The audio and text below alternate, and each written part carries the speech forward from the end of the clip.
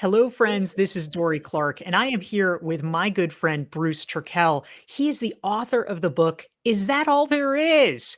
And we are going to be talking today about how to find and tap into a sense of purpose around your life and your career, and how to create a life that really, this is one of my topics of fascination, helps you play the long game. Bruce, great to have you here. Thank you so much for inviting me. I'm thrilled to be with you. Wonderful. And we are here as part of our weekly series with Newsweek.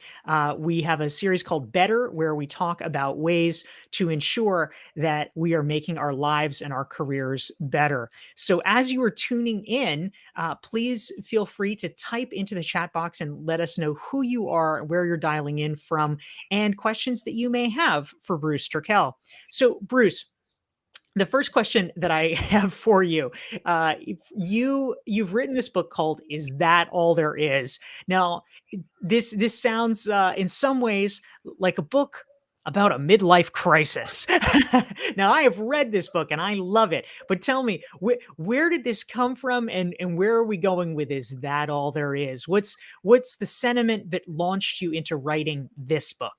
Well, first, let me correct a misconception. You can only have a midlife crisis if you know when mid is, which means you know when end of life is. Since none of us have any idea, the idea that you would have a midlife crisis at 35, 45, 55, whatever, is kind of specious because it's just a thing people like to say. I think where the idea came from, where the book came from, was in so many ways typical to what I do. It's something that I was exploring. I had run my branding firm, as you know, for 30 something years. We had pretty good success. We had offices in Latin America. We had great clients. And I got to the point where, as much as I loved what I did, the thought of continuing to do the same thing over and over really started to fill me with dread. And so I started talking to people who had successfully pivoted their lives to figure out what they did and how they did it. I had no idea that it was really the zeitgeist of our time, that anybody with any degree of relative success starts looking around and wondering what else is out there. And of course, I have to say, I was not prescient enough to know that we would all suffer from a worldwide pandemic that would make everybody say, really? I'm going to go back to that? But it turned out to be very timely. It's true. I think there has probably never been a more timely moment for us Right. to be asking questions about who we are and where we're going than after the pandemic. So I think you definitely managed to put your finger on the pulse of the zeitgeist, Bruce. So I also want to ask something. If you, I believe you have it there, but if you can show us, you, as you mentioned, you ran a very successful branding agency, and so you obviously think differently about this than most people, but you have one of the most distinctive book covers for Is That All There Is that I have ever seen. Can you show it to us and explain your thinking about this? Sure, sure. So this is the cover. This is what you see. The spine looks like that. The back cover looks like that. Now, you can see over my head, there's two books. Let's get this right there, back to back, and they spell out ITATI, which is the acronym for Is That All There Is? It's a palindrome. The idea was I really wanted to write a book or create a book where if you saw this laying somewhere, you would say, what the heck is that? And then you would pick it up and, huh? And then you would open it up. And by the way, there's no descriptor on the flap. And It's a so, very mysterious book. and that was the idea. You have to commit yourself to actually opening it and then looking through it and then seeing what it's all about. Why? Because I think it's a graphic explanation of the problem. We all live our lives. We're all going to work, raising our families, or being with our loved ones, or looking for our next loved one, or whatever it is, without actually thinking about it. It's an unconscious effort. And if you want to move forward, use your word, if you want to find purpose, you actually have to think about it. I mean, Socrates said, first know thyself. And so I wanted people who were curious, and people would look at it and say, what the hell is that? And then at some point while they were reading through it, they go, oh, I get it. It's a metaphor. It's what I'm supposed to be doing. And I had a great review in Forbes last week, and the reporter said, I get books all the time. You're an author, Dorie. You know, we send these books and we write these little letters, and I'd love if you'd read it and review it. And some people do and some people don't. But he said, I got the book, I opened the envelope, I looked at it, I threw it on the pile with all the other books that I mean to get to, but I never do. But the cover kept like, what is that? And he finally said, I picked it up to look, and it didn't tell me. And he was so curious that he started reading. And then he gave me the best compliment he could give, which was he couldn't put it down because I was talking directly to him, back to the zeitgeist idea. So that was it. It's like a can of beans or an old record album or a billboard, something that would make you need to know more. I love that. We're here with Bruce Turkel. You can learn more about him at bruceturkel.com. And this is Dorie Clark. We're here with Newsweek's weekly interview show. It's called Better. And to make sure you never miss one of our episodes, you can go to dorieclark.com. You can sign up, download a free self-assessment. You will get reminders about these wonderful weekly episodes. So we also want to say hi to some of the great folks who are tuning in. We've got Priscilla from Silicon Valley. We have Karen from Boston, a faithful viewer. Ramtin from Vancouver, Joy's in Calgary, Janet's here in Wichita. We've got Surrender from Mountain House, California. We have Akin Remy from Dubai. This is great. We've got Sri Lanka in the house, Osho from Nigeria, Ahmad from Egypt, many more. We're so glad to have all of you here for the conversation. And please type your questions for Bruce Turkel into the chat box. We're talking about life. We're talking about meaning. We're talking about careers. We're talking about, is that all there is? So, Bruce, what I'm curious about, if there is someone who is watching this and they have been pursuing, as a lot of us were, frankly, up until the pandemic, maybe even beyond, but if someone has been fairly relentlessly pursuing a professional goal, they've been, maxing out, going all in, and because of what we've all experienced over the past 18 months, or, just personal reasons, they are starting to realize that perhaps that quest has maybe been a little more hollow than they would have anticipated. What advice would you offer for somebody who finds themselves in that very existentially difficult position? What can you do with that if you have a suspicion that something like that is brewing? There's a couple things, and let me kind of give you the meta, the big picture, the 50,000 foot view, and then let me give you the hands-on, here's what you can do tomorrow. The meta view is exactly what I tried to figure out, which is, I can't be the only person going through this. What I learned is not only am I not the only person going through this, but everybody is going through this on some level. So I went out and I spoke to people. I spoke to people who had successfully changed their lives. I spoke to almost 50 people. I feature 14 of them in the book. And I asked them, tell me your story. Tell me how you got to where you are. Tell me why you needed to change, how you changed, and what happened. And it's fascinating when you talk to people, because what I learned from this, it's actually become a mantra for me. The facts are different, but the truths are universal.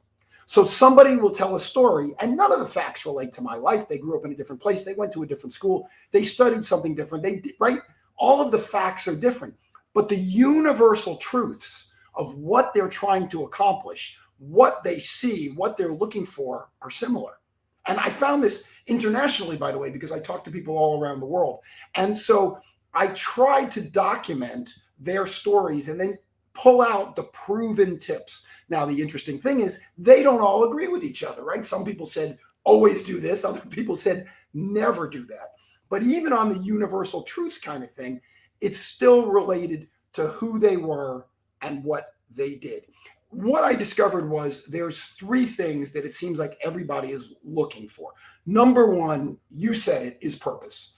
It's not simply enough to get up, breathe, and exist, as much as that might sound to be, something that we'd want to do on an exercise mat in a beautiful morning. But there needs to be purpose. There needs to be a reason for what you do. Number two is passion. You need to do something that you have a passion for. It doesn't mean you have to have your passion for painting or music or whatever as part of your life, or your career rather, but that there has to be passion. You can't do these things without energy and excitement. And number three, there has to be pay. Now, once again, don't get me wrong, pay doesn't necessarily mean money. There's lots of ways people can get paid. Money is a great way. Some people do what they do for attaboys. Some people do what they do for spiritual significance. I'm not the one to decide what is the appropriate pay for you. But if you keep those three things in mind, what is my purpose? Mark Twain said the two most important days in your life are the day you're born and the day you figure out why. There's nothing you can do about the first one, obviously, and chances are you're not going to figure out the second one, but you can work towards it. So passion, purpose, and pay. And if you keep those things in mind and actually write them down and focus on them, what you'll discover is that a lot of choices that come your way are easier to either accept or put or say no to because they don't fulfill what it is you're looking for. Yeah, that's great advice. Thank you very much. We're here with Bruce Turkel. You can learn more about him. His website is bruceturkel.com.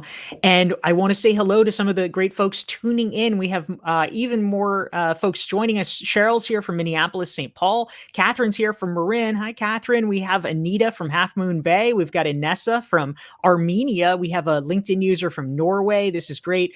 Megan's here. Anna is here from New Hampshire. We have Jackie in from Yorkshire with Patricia from Lagos. So many more folks tuning in, and we're glad to have all of you. Please type your questions for Bruce Turkel into the chat box. We're talking about, is that all there is? How can we make sure that we are maximizing the value of our lives and making smart career choices that will lead to the outcomes that we want, which is a topic that I have been very interested in for a long time, and in many ways is the focus of my book, The Long Game. So, Bruce, I'm always interested, as someone who writes books as well. I often use books as a kind of research vehicle for myself for topics that I want to explore and understand. I'd love to hear a little bit more from you about how you selected the folks that you profiled, and also what are the learnings that you've taken now that you spent time with these 50 plus people soaking in their wisdom. What changes have you made in your life based on what you did learn? Well, they're quite extensive. I'll tell you about those. The way I chose the people, first of all, I had a misconception. I thought I was going to speak to people who were significantly older than you and I. I'm older than you, but older than you and I. And I started talking to people in their 70s and 80s, thinking those would be the right people. And they were, but then they would lead me to other people. And I went so far as to talk to a guy who was in his 30s who had made significant life changes and talked about what he did and why he did it. So to start, I found people who I knew had pivoted for some reason or another. And, it's one of those things when you start turning over the leaves, all of a sudden new opportunities arise. So I would talk to somebody about what I was doing. They'd say, oh my God, you have to talk to my cousin, or you have to talk to my uncle, or I know a person, I know a guy, and I know a woman. And that's where it came from. It really just grew organically. And again, I would ask them all the same things. Tell me your story. Tell me how you got to where you are. Tell me why you decided to change, and then tell me what happened. I'm a big fan of a musician by the name of Rick Beato. He has a YouTube site where he looks at music. Why is this a great song? And he picks them apart. The guy, he's a savant. He's incredible. He's so much beyond me that I just geek out listening to him. But he did a video called The Day That Changed My Life. So I watched it. I called him up. I got him on the phone. And I said, hey, here's what I'm doing. Here's the project. I'd love to involve you. I'd love to talk to you about it. And he turned out to be a great interview. So it was catch as catch can. Let's see what comes up. Let's see who recommends who. What did I learn? What did I change? Well, I learned lots of things. And in fact, after every interview, I kind of took out the nuggets that each person offered, put them in a little list. And then I also compare and contrast so you can see some of the things to do. But I went so far as to sell my business. I had 70 something employees. I had the multiple offices in Latin America. I sold the business. I sold the office building. I walked away from that. It took me a couple of years. I did it responsibly. My partner and I left on good terms, which I'm very proud about. But I wrote the book, which was a life change, because as you know, my last 5 books were all on branding and marketing. My publisher wanted the sequel to my last book. I tried to write it and I had no interest. And I went off on this project. I completely changed the way I work with clients, because in the old days, I provided soup to nuts services through the agency everything they needed, everything, let's face it, they would pay us for. I changed that because I figured out what my passion, purpose, and pay was. I figured out what my highest and best use was. I figured out what my skill stack was.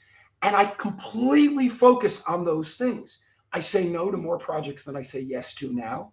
I turn down wonderful opportunities that I know are not going to get me where I want to go, regardless of whether or not it would be a good business. And so I also pared back on what my day-to-day responsibilities were as far as making payroll, making sure taxes were paid for all those people, so that I had more freedom to do what I wanted to do. I love that. That's a great answer, Bruce. Thank you so much. And a question came in from Surrender. He's curious about your thoughts on career change. That's a great question. Yes, I mean, obviously, a lot of the folks that you profiled in that and in your book, Is That All There Is, had engaged in various forms of career pivots over time. So I'm curious, and now you've been pivoting your own career. So what are your thoughts and your advice for someone who is at the early part of that journey? Well, Surrender, I got to tell you, I love the question. Tipping Point, Malcolm Gladwell is one of my favorite business authors. So it makes me happy just to be able to use his term. But I'll tell you what it was for me. I went to see a friend of mine. You might know her, a woman named Susan Ford Collins. She wrote The Joy of Success, The Technology of Success. She's a very good friend of mine. And I told her about what I was going through. And she said, let me ask you a question. When you go back to your office, do the people in your office give you presents? I looked at her, I said, I don't know what that means. She says, well, when you go out to find new business or to deal with clients or whatever it is you do, when you come back, do your employees, partners, the people in your office come up to you and go, metaphorically, of course, hey, look what I did for you today. Hey, look at this, and hand you presents? And I said, well, yeah, my business partner does. He runs the business. I don't do that. My CFO does. I don't have to deal with the taxes and that stuff. My assistant does. Some of our art directors and writers, they show me things that I never would have thought of. So yeah, some of them do. She says, or do you feel like the mother bird coming back to the nest and all those little birds are in there chirping, chirp, chirp, chirp, chirp, chirp, and you have to drop worms in all their mouths? And that mind picture, I actually drew it. Dorie knows that I always doodle when I take notes. And I doodled that picture in my notebook. And that mind picture became firmly burned into my skull. And all I saw were those little featherless, gross looking little tiny birds with the red and white, the white and yellow throats going, gee, gee, gee, gee. And it was my job to drop more. I couldn't go back to my office anymore. It was truly, Surrender, this was a tipping point. I mean, I told you, it took me a good 2 years to unravel and do it properly. But that was the point. When she gave me that picture that I could see, that I could visualize, I'm a very visual person. And when she gave me that, that was it for me. I couldn't make excuses anymore. I couldn't say, well, I'm unhappy now, but it'll be better tomorrow. I knew I had to make a change. I love that, Bruce. Yeah, it's the burning platform, right? It's understanding, oh, this is something that is not just a nice to have. This is something that we have to make the change. Right. It's burning the boats on the beach. It's the platform. It's the stairwell burning from the bottom up. There's so many metaphors for it. Susan just helped me find my own. And once I did, as you say, it was a have to do, not a want to do. Yeah, that's great. We want to greet some of the wonderful folks who are tuning in here. Felix is here from Munich. We have Patrick here from Bachnang, Germany. So Germany is definitely in the house. We're happy if you're here tuning in from Germany or anywhere. You are welcome from around the world. We're here with Bruce Turkel. He's the author of the new book, Is That All There Is? And we're here with Newsweek's weekly series, Better, about how to improve the quality of your life. Now, Bruce, something I'm curious about, is this just when we reach the "is that all there is" stage, is this just the inevitable consequence that people get bored? You know, people have done things for a long time and they want a new challenge? Or is it that something has perhaps gone wrong in the process if we are finding ourselves asking the "is that all there is" question? How do you think about this? Is this something that literally everyone goes through and it's just sort of a natural life stage? Or are there things that we could, or is it actually a state that we need to be concerned about, like, oh, maybe there's preventative measures we should be taking somehow? So the answer to your is it this or that is yes. It is both something that people go through and also something that can be brought on by occurrences. You know, realtors say the reason somebody buys or sells a house, I believe they call it the 7 Ds: disease, death, debt, downsizing, disability, and there's two more. And I would say there's 9 Ds why people decide to change their lives. The 7 the realtors have given us, plus disappointment and disillusionment. You become disappointed. Like, all I ever wanted to do in my case was be an art director and run a design firm. And I did it. And then okay, now what? So there's disappointment and there's disillusionment. But there's also good things. There's plenty of people who decide, okay, I have reached a point where I can now go do something different. My father built a very successful business. He sold it in his early 50s. In his 20s, he had been a civil rights activist, both my parents. And my dad was able to sell his business. And then he worked in the inner city building clinics and housing and all these other things. His pay was clearly feeling good about what he was doing. He didn't get paid for it, but he reached a stage in his life where he could do what he wanted to do. My dad's joke used to be the best day in his life was the day my youngest brother graduated from college. He sold the boat and the dog died. The idea being he had no more college tuitions to pay for, got rid of the boat, got rid of the dog, and now he could focus on what mattered to him. So it could be either one. However, I will tell you that one of the things that I found in the research is we have access to so much information that it's no longer acceptable to any of us to just do our job and then go home and shut up. I mean, you think about when whoever in your family emigrated, if you live in the US, to this country or to wherever you live, whether it was you, your parents, your grandparents, your great-grandparents, they came and a job was about making money. My grandfather came to this country from Poland. He didn't speak the language. He wasn't educated. He got a job. He did a better job. He ultimately started a business. He was successful. If I would have explained to my grandfather that I didn't feel fulfilled in my job, he wouldn't have any idea what I was talking about. And his English was fine by the time I came along. I wouldn't have had to do it in Polish or Yiddish. But he would not have understood. My wife came from Cuba. If her grandparents, who worked in shoe factories when they got here, if we would have said to them, I don't find what I do fulfilling, it would not have been in their mindset. Kids these days. Yeah, it made no sense to them. They'd look at what we have and say, what are you talking about? So it made sense that they had a job. They looked forward to retirement, and then they sat on the porch, played golf, went bowling, did whatever. That made sense. It doesn't make sense to any of us. And therefore, we are all going to run into this, either because you're not going to get where you want to go, disillusionment, or even worse, you're going to get where you wanted to go and then say, is that all there is? It is a tipping point, to use Surrender's word, something that you are going to reach, as at least my research shows it, at some point or another. Wow, well, that's a powerful wake-up call. We're here with Bruce Turkel. You can learn more about him. He's at bruceturkel.com. His new book is called Is That All There Is? We want to say hi to some of the great folks who are tuning in. We have people from all around the world. We have Paul here from Vancouver. Gabriel's here from Mexico. Many more. And welcome. And we are here learning about how we can harness our sense of purpose and really reclaim meaning in our lives, in our careers. And a question that is great, I think, that came in for you, Bruce, from Anita. She wants to know, how do you overcome the fear of making a change, especially late in life? Do you do it incrementally, or what would you suggest? Do we rip off the Band-Aid, or do we go a little bit slower? So I'm glad you brought that one up, because I was reading through the list and I was thinking, oh, how do I interrupt Dorie and say we have to answer this question? Let me give you again, suggestions and advice I heard. No one said this, but I was able to glean it. Remove the romantic notion of saying, take this job and shove it.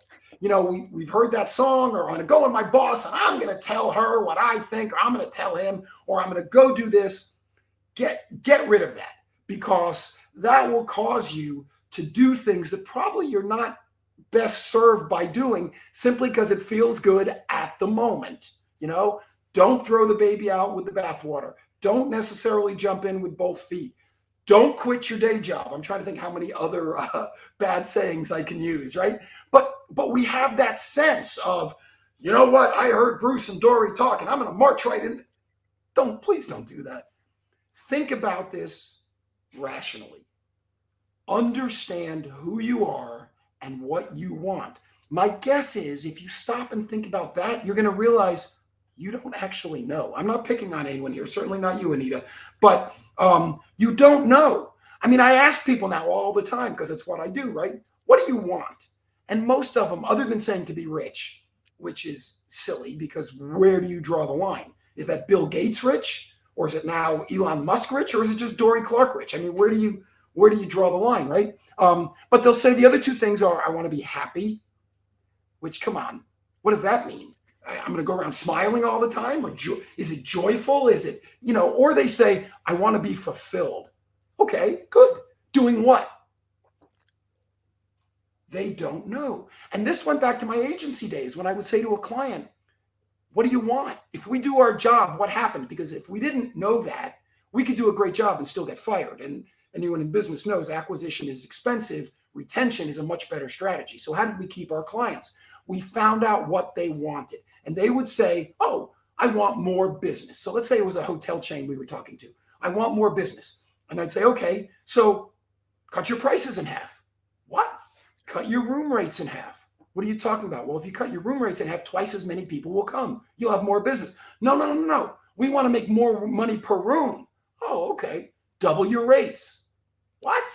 Double your room rates. What are you talking about? Well, if you double your room rates, you'll make more money per room. Yeah, but we'll sell less rooms. You didn't say that.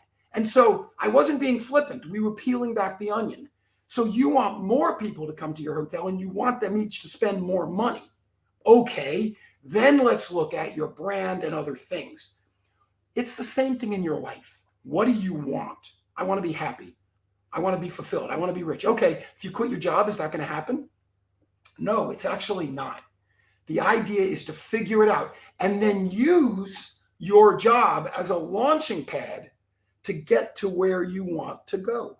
You have plenty of hours in the day you can spend researching other things, looking into other opportunities. Dorie and I will both tell you, writing books is, in my case, a joy. I think you like writing. I don't know. Some writers hate it. I don't know. I love to write. It's not necessarily a good business idea. You might make money from it, but I wouldn't count on it. It's like playing in bands. They say you can make a killing, but you can't make a living. So if you have to think of, how are you going to take those skill sets and utilize them in new ways? I speak at conferences. When I get up on stage, I play music. I draw pictures. I get paid for doing that. But if I were to go out and simply play music for money, I may not be able to make a living. Or to draw cartoons for money, I don't think I could make a living. So it takes thought. I know that was a long answer, but it's a critical question. And I don't want anybody going in there and saying, take this job and shove it. Bruce told me to tell you that. Don't do that. That's right. Bruce does not want you coming to him and complaining later on. Or So borrowing money. listen up. That's right. Oh, wonderful. Well, I couldn't agree more, Bruce. I mean, in my book, Reinventing You, I talk a lot about the question of how do we pivot? How do we make career transitions? And sometimes people will say, well, how do I make a big transition?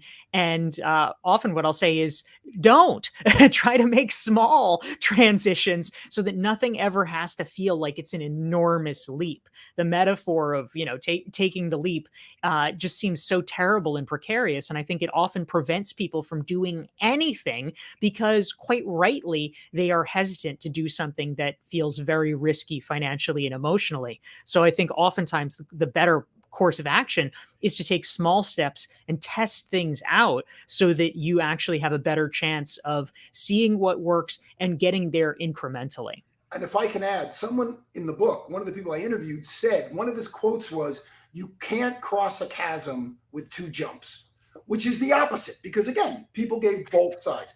And he talked about his life. But the interesting thing was, as successful as he was in all these things, his changes all came from a disaster where he had no choice. He was a tennis player. He didn't get ranked high enough. He realized this ain't going to work. Then he started a business, which he sold, and he worked for the company that hired him, that bought him out, and he grew the business. And then they fired him. And so then he went into a retail business, and it was very successful until the 2007 crash. He was on Wall Street, and that went out. So his answer is yes, you jump, you jump, you jump, because he was always jumping out of burning fires or burning buildings.